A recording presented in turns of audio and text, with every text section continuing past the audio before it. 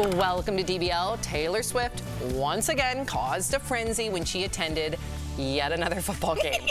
Taylor was spotted entering Arrowhead Stadium in Kansas City with side-swept bangs and vintage Chiefs sweatshirt, of course, vintage, to watch Travis Kelce take on the Buffalo Bills. Unfortunately, things did not go well for the Chiefs, and they were trailing the Bills for most of the game. Cameras caught Taylor looking a little glum in the suite, okay. After the Chiefs lost, Taylor and Travis were spotted leaving the stadium, and some said he looked a little sad. He's got a teeny-weeny beanie. Teeny-weeny? Teeny-weeny beanie. About it. And announcer Tony Romo may have jumped the gun when he called out Taylor during the game. Watch. By most people, as you see Kelsey's wife, Taylor Swift, in the audience, or I'm sorry, the girlfriend. Not yet. What? Ooh, yeah, Erica. Tony Romo had a little PTSD moment because he's reliving the days of when he was with Jessica Simpson and got dragged for filth. So yeah, I think that he just got a little Verklempt. I think so too. Ahead of himself. Is it weird to you that this fascination is still like earlier? I caught myself. I said, "Did Taylor Swift's team win?" Not did Travis Kelce's team win. I mean, does this bother you honestly, as a football fan? Just you saying that, it's not that crazy that she could be an owner, partial owner of a team. Oh, that's a great point. I believe J-Lo is Isn't a partial Beyonce owner of a team. Jay-Z famously used to be a major owner in the, or maybe minority owner of the Brooklyn Nets. So it happens. I will just say this. I think that this couple is not subject to the same amount of burnout as others for one reason, and that's that football games are once a week. And it's 16 weeks a year, even with the playoffs, 18 weeks. So you're not going to really have many organic reasons to see them together.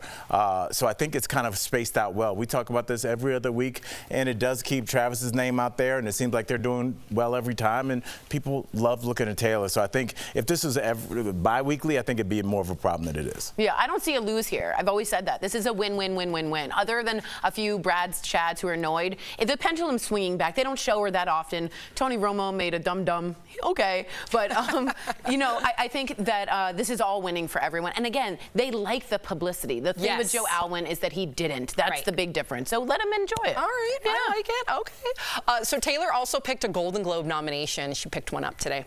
Yep, for her Eras Tour movie, her 5th overall. Some other nominees, no surprise here, Barbie leads the pack with 9 nominations, including Margot Robbie for Best Actress. Ryan Gosling is up for Best Supporting Actor, and Greta Gerwig for Best Director. Oppenheimer was close behind with 8 nominations, including 1 for star Cillian Murphy. I do love me some Cillian. Killers of the Flower Moon picked up 7 nominations, including ones for stars Leonardo DiCaprio and Robert De Niro. Some are calling this a big snub, though, because Oprah's The Color Purple was not nominated for Best Musical or Comedy. Harrison Ford, who starred in TV shows like 1923 and Shrinking, and in the latest Indiana Jones movie, was also left off the list. Viola Davis was snubbed from her movie starring in Air. And actor Nicholas Braun, who starred as Cousin Greg on Succession, was the only main actor from that series not to get nominated. What do you think about that, Erica? That is so Cousin Greg. It's on brand. Be the only one not nominated. Super Cousin Greg. Hey, guys. Right. What are you guys doing? I do like that he's a small character and he popped. And he wrote himself into that show, so shout out Cousin Greg. Shout out Cousin Greg. You know, he won the court of public opinion. That's what's most important. You know, my boy Gerard Carmichael, who I've known since he was a young comic, hosted last year, and he's got his own kind of style. You know, he sat down and he's cathartic and kind of wants to talk about the issues. And when I watched that, I always wondered, what are people watching this particular award show for? People watch the TMT Music Awards because they want to see their favorites do a duet, you know, maybe somebody that's passed away, see a nice tribute. Sure. People are watching for fashion, whatever it may be, even the controversy. But when you talk about the Golden Globes, it used to be Ricky Gervais roasting A-list people. Yeah. Nobody makes jokes about J-Lo. Nobody makes jokes about Tom Hanks. And this person was able to. So then once that was considered untoward, now you have a controversy, and now you have an award show that was known for being the raunchier one, the hey, come get drunk one. Yep. And now I don't know what they're trying to do. Now there's my boy Gerard on Is he going to host again? I don't know. I don't know if they want that. So speaking of, they can't find a host. What do you mean? They have asked Chris Rock, said no, not surprisingly. Ali Wong, no.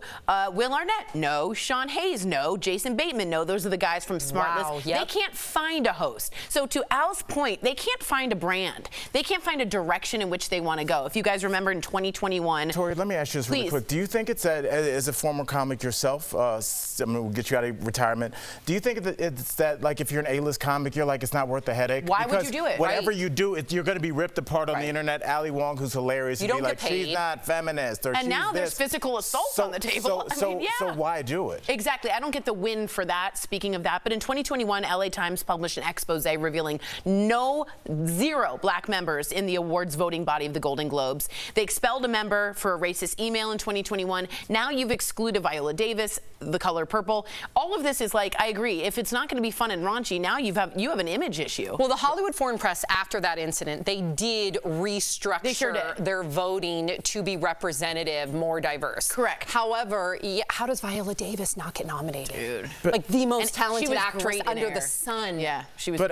Oh, please, Erica. Well, no, I think that when you look at the Golden Globes especially, it was kind of like the Friend of award show that we watched as a reality TV show because it wasn't as buttoned up as, you know, informal as the other shows. So now it's like, who wants to be representative of this new chapter, knowing that there's a chance that it may not come off well because they're trying to restructure, because they're trying to figure out what their image is. So it is a huge undertaking. I mean, to host any show is a lot of time and resource, but then to do it also for free, with the hope that, I mean, it's not the Super Bowl. It's not like your streams are necessarily going to go up the day after.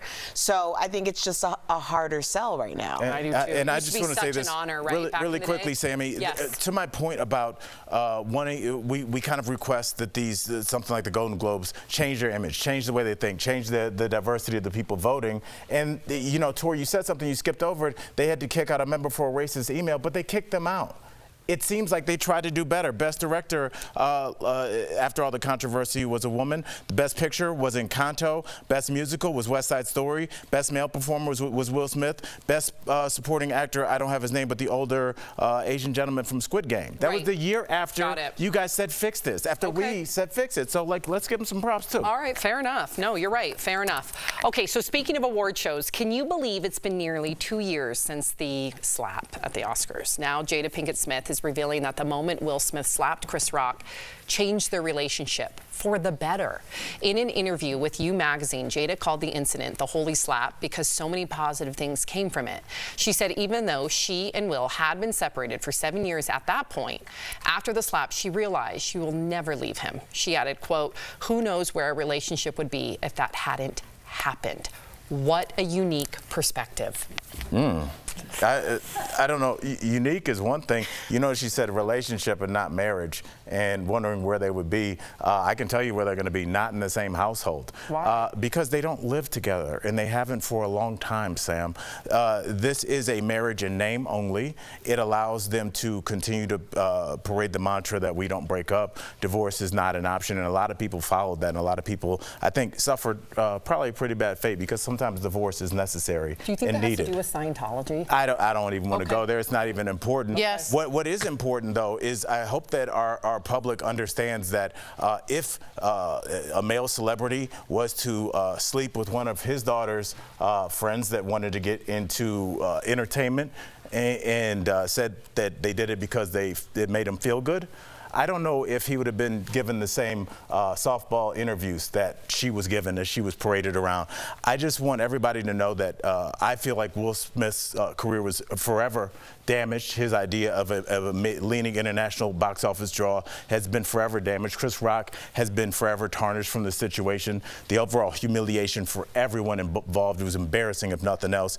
And I just want us to always pay attention to narrative, because I don't know if we wouldn't be saying that this was somebody taking advantage of a younger person trying to get into the entertainment industry if this was a man that had slept with their daughter's best friend. Well, let's just who talk was about under 25. Good. Yeah, I think that I don't disagree with some of your points, and there was a lot of them. I'm sorry. Yeah, but no, I think that your positioning kind of is indicative of an overall indictment of who Jada is as a person, because we were talking about the idea of what the slap did and her classifying it as the holy slap. But ultimately, I think you represent a huge demographic of people who are like, it's not just this. Before this, it was that. And before that, it was this, which it's anyone's. It's fair game for anyone to feel however they want to feel about anyone. I do think that it really shows you a lot about power, privilege, and the idea of celebrity in our culture, because we had the conversation very early on after the slap happened, and it was about that Jada and Will, like, their careers are over and people are never going to look at them the same way. And ultimately what she said in that statement is, that doesn't matter, because nothing about our lives, like, our lives have improved in what we feel is important. But calling it, wait, hold on, Please, calling Tori. it the holy slap, we got to stop here, is so crazy narcissistic to me. To call it, Chris Rock didn't think it was holy. I can't believe she's calling it almost like a biblical thing for her and her marriage. Stop the book tour, stop speaking to magazines, stop all of this going on about how the slap was actually okay. It was assault. It was straight up plain assault. And whether or not it was good for your marriage,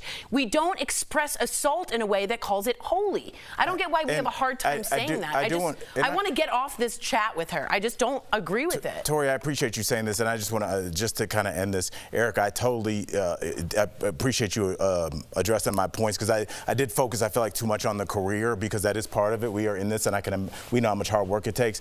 But honestly, if we're being real, sis, that red table talk, looking at Will Smith's face, it felt cruel, and I wanted it to stop. I felt like I was looking at a human being that was completely broken inside, and I felt like he was being filleted out for public consumption. And in looking at his face, I don't even remember what was said. It just felt bad. Well, and I appreciate. I'm simply saying that when we had the conversation about, you were addressing my points. We're out of time, guys.